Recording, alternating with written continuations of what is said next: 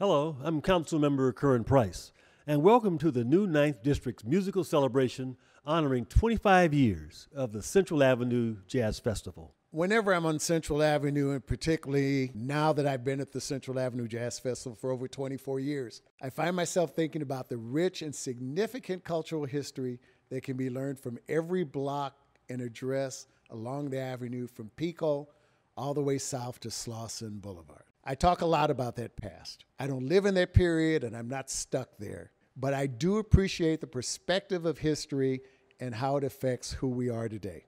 Over these last 24 years, the festival has presented a number of legends who are more than just a part of the jazz picture, but who influenced the music and the acceptance of communities of color in Los Angeles in ways that will live long after. That list of legends is extraordinary. But I'm reminded of that particular Sunday at the 2014 Central Avenue Jazz Festival that included three of the most important names in the world of jazz and performance. On this particular day, in between their individual performances, I got to sit in the green room with Bill Henderson, Ernie Andrews, and Gerald Wilson.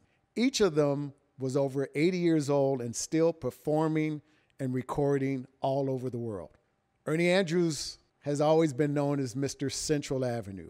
At the festival, one of the most asked questions throughout the weekend has always been, when does Mr. Andrews sing? He was born in 1927 and won a talent contest at the age of 17 years old at the Lincoln Theater at 23rd and Central Avenue. That first record following that talent contest sold over 300,000 copies. It was entitled Soothe Me. Ernie only recently retired at 92 years old. Gerald Wilson was born in 1918. He came to Los Angeles in 1943 and later convinced my own father to come here too. His stellar career was also incredible. He was named a National Endowment of the Arts Jazz Master, received a commission to compose a suite of music for the Monterey Jazz Festival, and taught at both CSU Northridge and at UCLA. Bill Henderson was a jazz singer and prolific television and movie actor. He began his career in 1952 with the great Ramsey Lewis. He recorded with Nancy Wilson, Jimmy Smith, Oscar Peterson, Count Basie, and so much more. But back to that Sunday afternoon in 2014. When these three gentlemen got together between sets and started talking about back in the day, can you imagine the over 180 years of professional experiences as individuals and oftentimes as shared performances? I literally wanted to just sit on the floor. It would take that long to even begin to describe to you the depth of their legacy. But what I did see was how much they appreciated each other's talents and skills, as well as how much they respected each other for their accomplishments that would forever be their legacies. I was humbled to be there. And then I had to run back to the stage to get back to work. But I will not forget that day. I know that much of the history and legacy of greatness of jazz was shared in that room. Our featured performer is a multi-Grammy nominated artist. Admired for her groundbreaking achievements, she has amassed an impressive list of firsts, from serving as the first woman musical director for the Grammy Awards, to the first woman in 43 years to serve as head composer, musical director for the Emmy Awards, to highlight just a few of her accomplishments.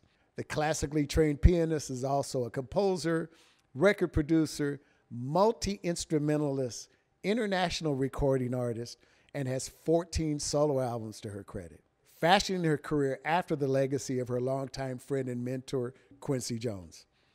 She not only innovated the jazz piano, but is the epitome of crossover success with her most notable single, Forget Me Nots, being sampled throughout the entire Men in Black franchise. She has definitely earned the respect she has been awarded by her peers in the music industry.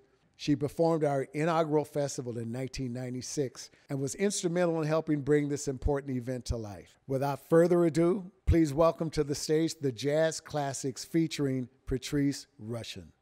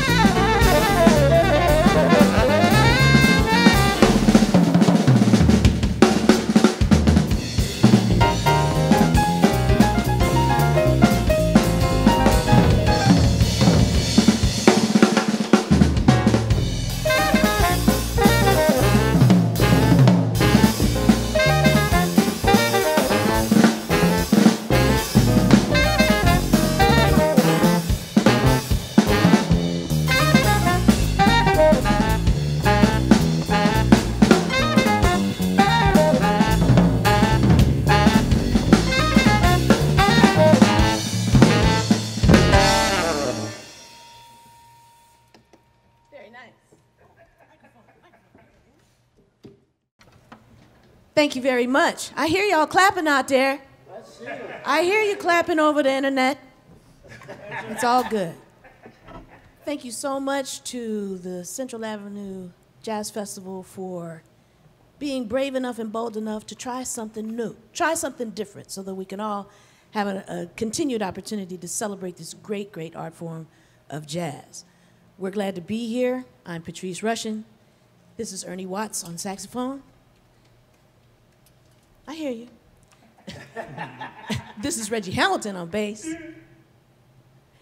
And Marvin Smitty Smith at the drums. First tune that we played was called Take the Coal Train, tuned by Duke Ellington. And now we're gonna do an original. This is called Shorty's Portion.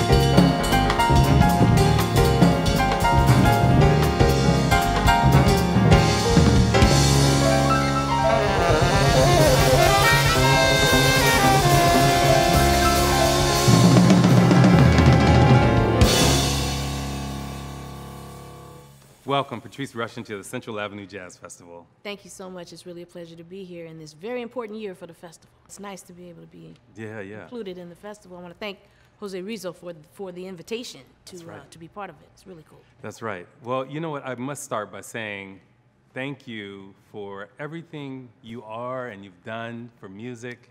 I have been just doing this because it's what I love to do. You know, it's funny because I don't really see it as I'm doing it anyway, as something that is anything other than for my own enjoyment. It's what I'm good at. Yeah. It's what I love the most. When you are working at what you love, it doesn't feel like work. Yeah. But, you know, as I get older and look at the body of work and look back at it, and then I'm able to talk to people, you know, to young people, to people who were peers, and the music was a part of their coming of age as well, then I really get the power of the music itself, and I'm really grateful. You know, you kind of kicked off the Central Avenue Jazz Festival 25 years ago. I remember the conversations about having it and why it would be so important to growing up in Los Angeles especially, to acknowledge that the jazz trajectory had a very important landing point, you know, at Central Avenue. And to be able to celebrate that as a part of what the music is about is to be able to keep that alive and keep that interest going. And also, you know, the world of music is not so huge. There's so many of us who are trying to understand and continue to learn about the history of the music in order to pass that information on. Yes. Through our activities, through what we do, through teaching, etc. So to have that piece of it be celebrated in a festival is really important. That's right. Do you remember that show? I do. It was an enjoyable day, and I know that years after that, as I've come back and returned to the festival, it's gotten bigger and bigger and bigger. Yes. And bigger. Yes. Must be special playing on Central Avenue. I never played on Central Avenue, and you know, I tell the story of my dad who, you know, when I started to become a little more aware, and I would ask him, Daddy, so tell me about it. It was a scene. I mean, my parents told me about it. You know, they migrated here from the South. Yeah. And big lovers of the music, and knew about it. Yeah.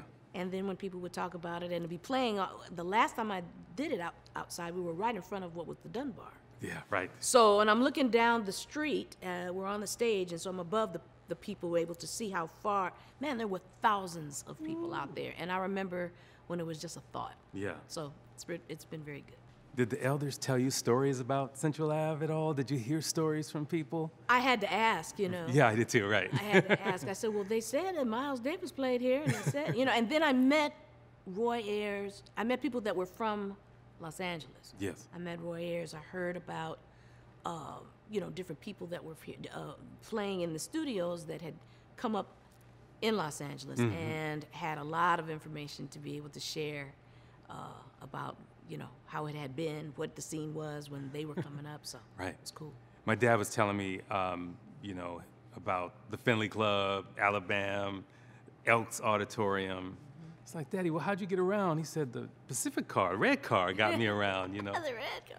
I think great musicians always have great musicians behind them or stand on the shoulders of great musicians. And there's so many greats from our city that I think are overlooked. I'd love to ask you about some of the people that you met on your way up. Yeah, you know, before jazz was more or less institutionalized, you know, and you know, now it's around in most institutions of higher learning, yeah, et cetera. But before that, you know, it really was about having innovative instruction and instructors who would find ways to introduce us to that which they felt was very key and important. Yeah. I went to an all-black high school. I went to Alain Leroy Locke High School. Right. In the People's Republic of Guatemala. I didn't tell you, you know, I went to Gompers just for a gifted kind of program. Oh, okay. But anyway, Locke. Right across the street. Right across the street, right. But Locke was a new school. Yes. And the teachers who came to the school to teach were ready to do some things differently. And one of the things that the music department was ready to do was to not only involve us in musical activities at the high school level, but to give us an indication of how that could be a stepping stone and a platform to learn things that could allow for us to either use music as a vocation or to use it as a platform for other things. Right. So history was taught through the eyes of the music, social graces. We had the marching band. Right. We had the jazz band. We had symphonic orchestra. We had all of the different kinds of things, choir, all kinds of stuff. Right. But the idea was to be in these things. Of course, you had to keep your grades up in other subjects, but this became like an important aspect of cultural development and cultural awareness. It wasn't just being in the band for the band's sake. The band had a certain swagger and pride about representing the entire neighborhood, representing, of course, the school, and later the city. So we saw the power of music and what it could do. And when you talk about mentors, Reggie Andrews, Donald Dustin, Frank Harris, they each had their own take on how they were going to allow the music to speak to us and educate us and keep us busy. Yes, yes. 24/7, we were busy. And in Reggie's case in particular, he focused a lot, being the youngest teacher and not that much older than us, really. It was his first years of teaching. Right. focused on jazz. And he focused on jazz because of the cultural and societal aspects of it that he felt like we needed to know, so that we could be about representing something specific that could lead us in all of these different directions. He would bring musicians to us. You know, there used to be a stint where the musicians would play Tuesday through Sunday at the Lighthouse or at Concerts by the Sea or something, somewhere like that. And Reggie would go get them and bring them to us in order to talk to us, to hear us play, to inspire. So a lot of people, you know, we met a lot of people. Some of those people were living in Los Angeles as studio musicians, like Ernie Watts. That's right. So Ernie used to come over to the school, and he used to sit there, and he used to teach Gerald Albright, Gary Bias, you know, these people that now have careers as saxophonists. And Ernie was a big influence on them, you know, helping them understand about doubling and the importance of reading and all these kinds of things. Yeah. Herbie Hancock came to the school. Benny Maupin came to the school. I met Lenny White. He came too. And as we would also go to the clubs as field trips. Right, it's field trips, right. Yeah. We would go to clubs as field trips sometimes on a Friday night or on a weekend, and the club owners would allow for us to sit in the back, research and develop, drink fruit punch, and watch. Wow. So we saw Pharoah Sanders, and we saw Keith Jarrett and George Duke, Cannonball, and all these people. And suddenly the music is more than just the mysticism and the legends. Suddenly you're watching it go down, and you're understanding a lot more about the kinds of communication that's happening, the virtuosity that's going down. Yes. In addition to that, we had the jazz band where we were getting charts that were way over our head, but we would be trying to play these charts by Quincy Jones and Thad Jones. Yes. Gerald Wilson, who lived in L.A. Yes. You know, and some of us ended up playing in Gerald Wilson's band later. Yeah, Central Avenue greats. small groups. Willie Bobo. Willie Bobo, These were people that allowed us to come in and not only absorb the music where they were, but allow us to come and play.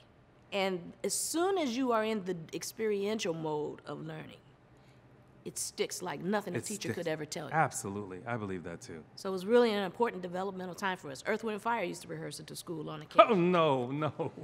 So to see these kinds of things happening, and to have, in addition to that, the more traditional side of it represented too, going over to hear the LA Phil, going to hear recitals, and going to different churches to hear people perform.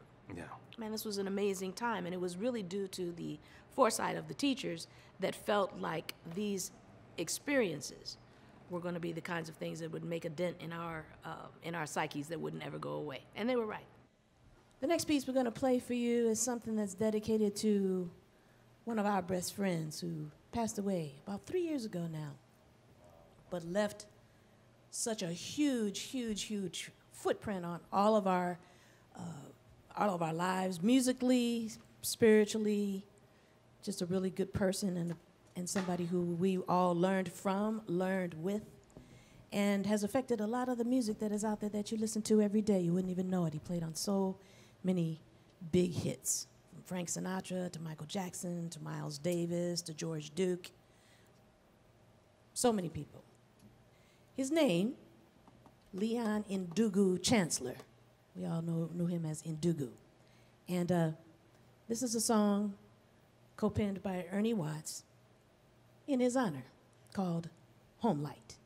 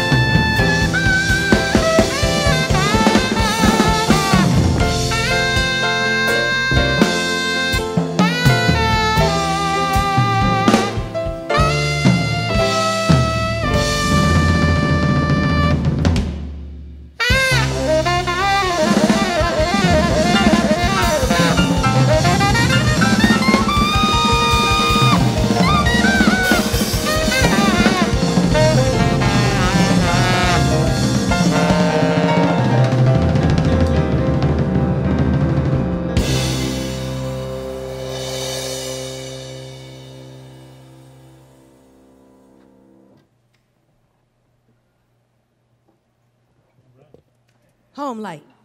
Thank you, Ernie. How y'all doing out there? You in your pajamas? You got your feet up? Hope you're enjoying the music. Again, I want to say how important it is and how special it is that we're able to do this. We have been, as you can see, socially distanced all through our rehearsal and the time that we've spent here. We've been masked until we're on camera for you. So we want you to try to do the same out there. Let's get rid of this thing. Let's do what we're supposed to do so we can get back to live music and get back to being with you and sharing this beautiful opportunity of fellowship through the music all together. Our next song is called L'Esprit de Joie. That's French for the spirit of joy.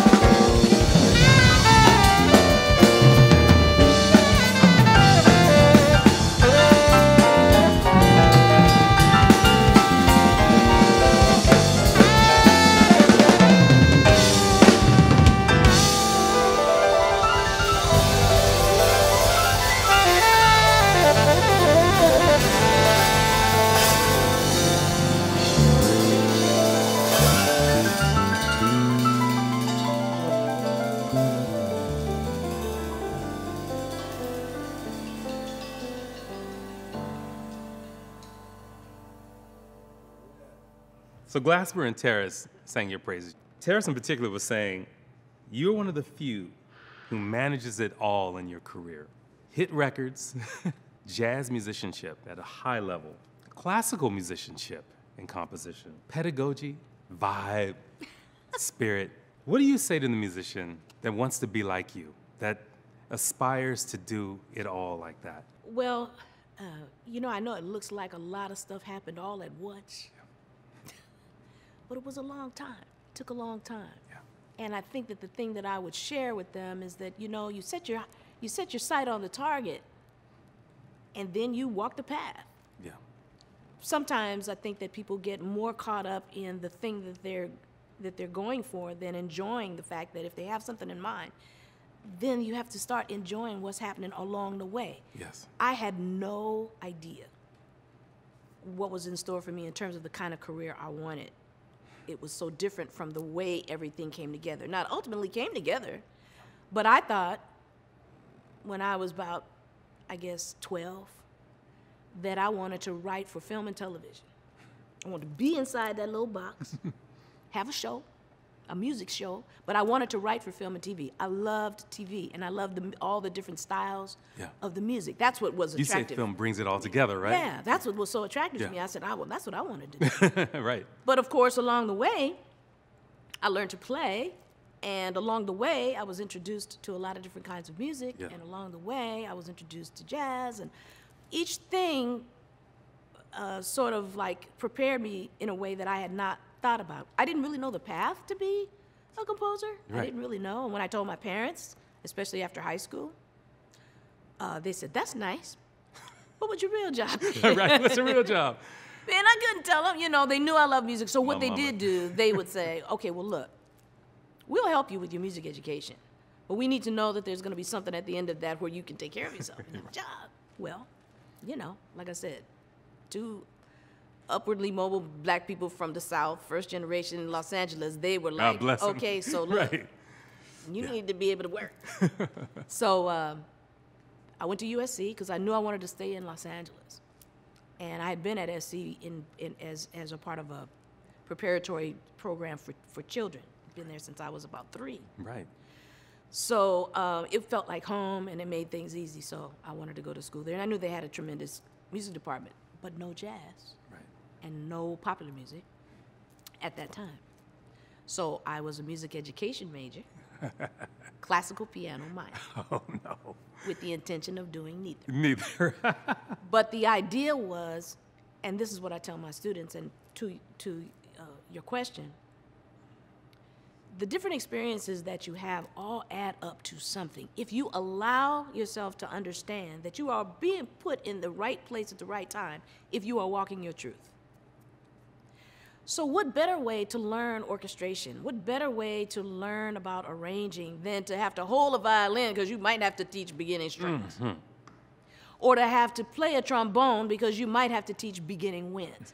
Now, do I play trombone? No. But do I know the mechanics of how it works, how it sounds, what's involved, the positions, et cetera, yes. And that hands-on is a lot more, for me, seared into my ear in terms of the sound of the instrument and the mechanics of what the instrument can do characteristically, played well. And when I go to the book and see, okay, the range is from here to here, I understand. Right. You know. But also playing with people too, you know, all those experiences. Totally. Being involved in situations, and this is one of the things that I still love to this day, as being a side person. Yeah.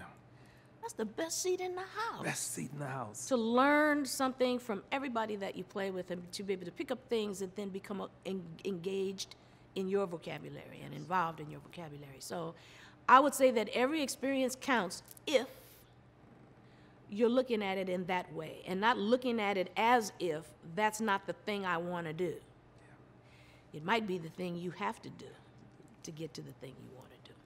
Beautiful. Can you share a little bit about USC and what you're doing at USC and even how you got to the program you're in? I'm the chair of popular music at the Thornton School of Music at USC.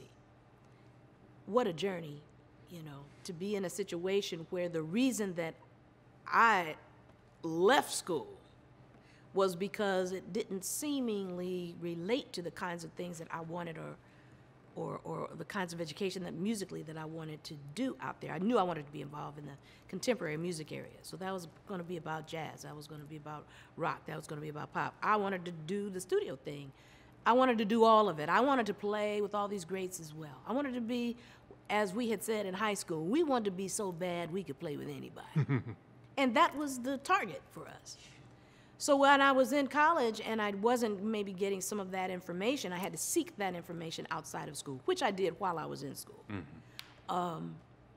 So you can imagine how stoked I am that now that information is of absolute value in terms of all the kinds of things that the traditional music education model brought, but all the kinds of things that it was missing that I could experience along with my peers outside of school. Yeah.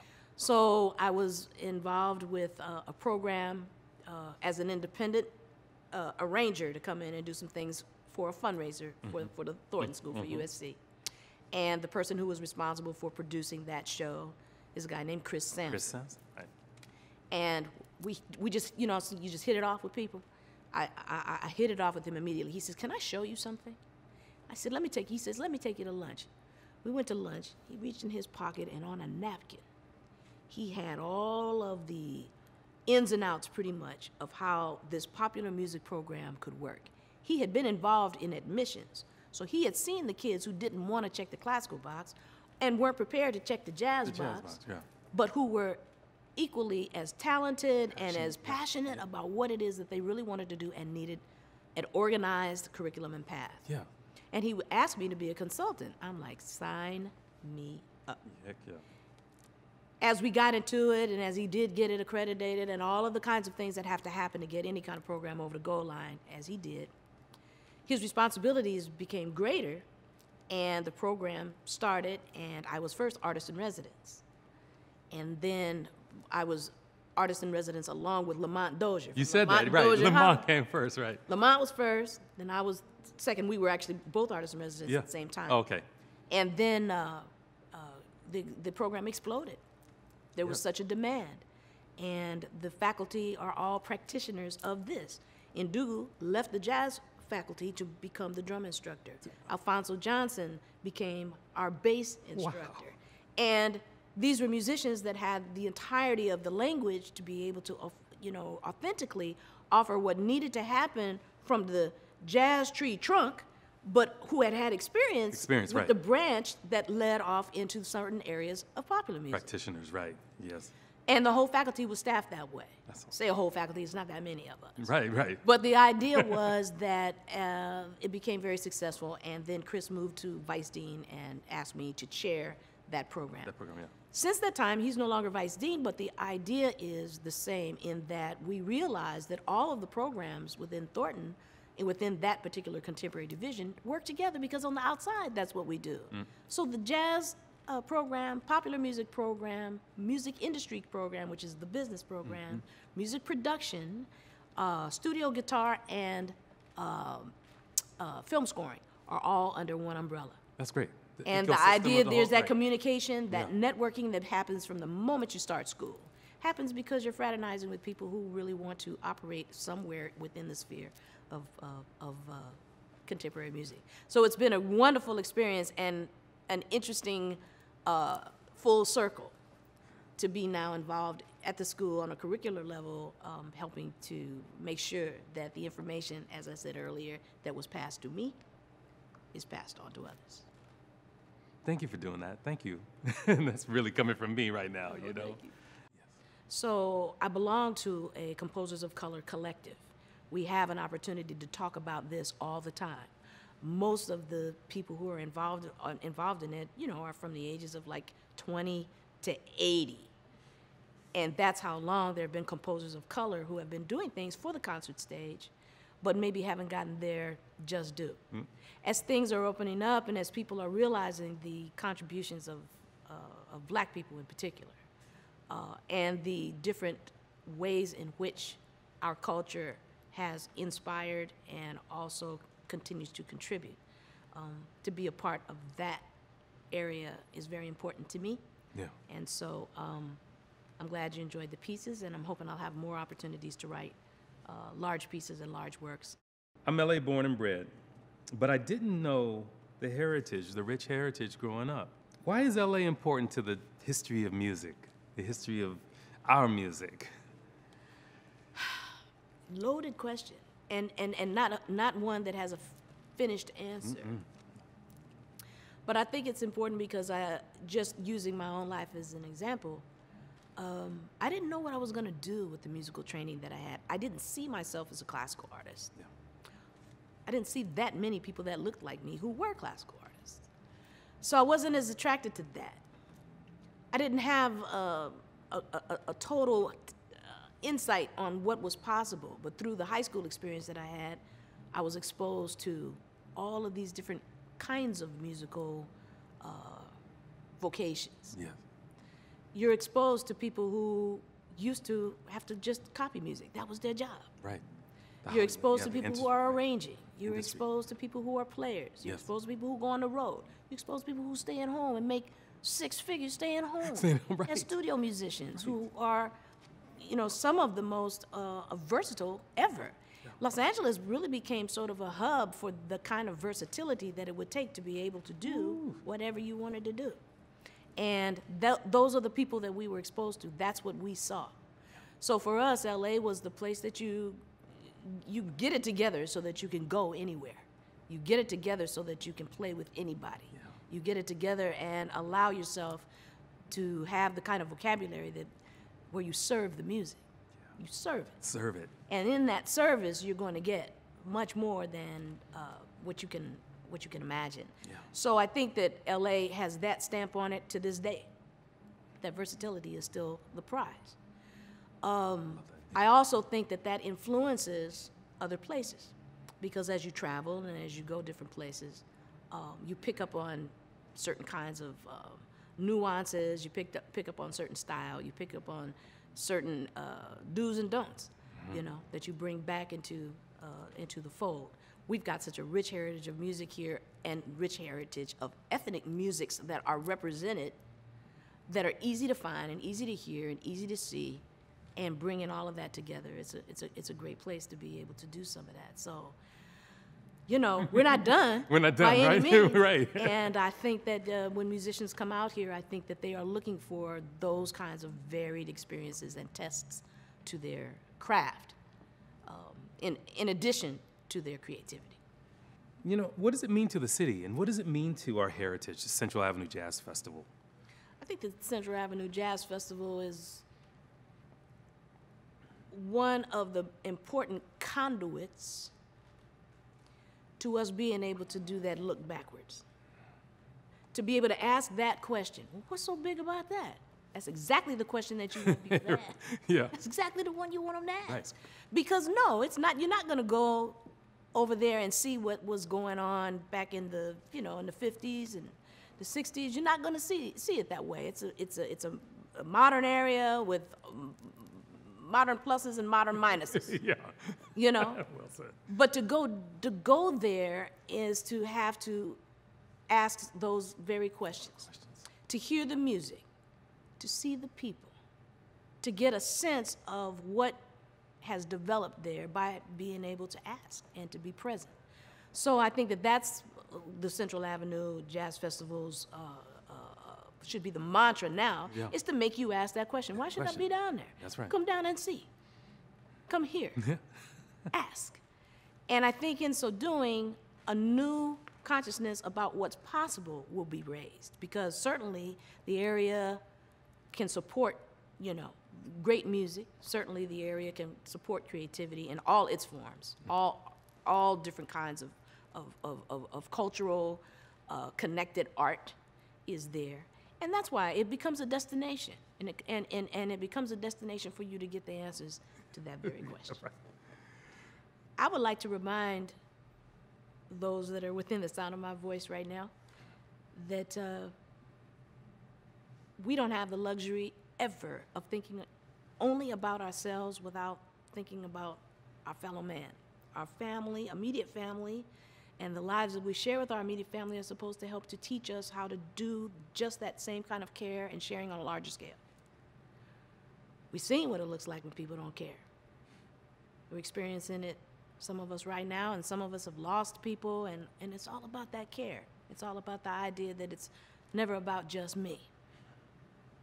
Some things are meant for just you, but most stuff is meant for the larger you. The larger you meaning the way you reach out in whatever you do. Whether it's music, whether it's cooking, whether it's teaching, whether you're a secretary or a doctor. Offer to your work your best. Offer the art in what you do to everything you do, and show you care. Thank you, Professor Patrice Rushen. Thank you so much. Thank you. How about it again for Ernie Watts, Marvin Smitty Smith, Reggie Hamilton, and I'm Patrice Rushen. We're not done yet. But this gives you an opportunity to be able to, when people say, who are those people? For you to be able to say, what?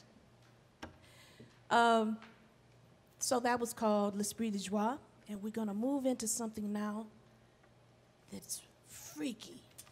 In fact, the title is Freaky Flyers. I don't know what you were thinking about when you wrote this. This is another Ernie Watts composition. It's so much fun to play, and we hope that you enjoy it. Freaky Flyers.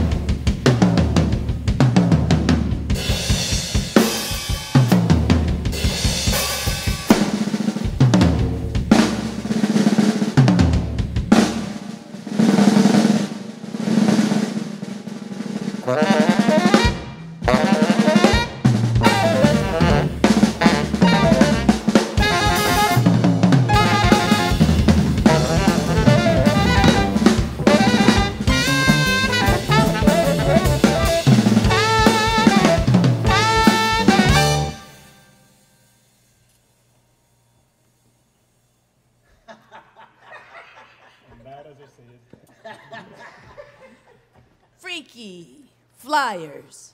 Ernie Watts. Marvin Smitty Smith. Yes. Reggie Hamilton. We have time for one more. You got time for one more? You got somewhere to be? We're going to do one more, a Thelonious Monk classic. This one is called I Mean You.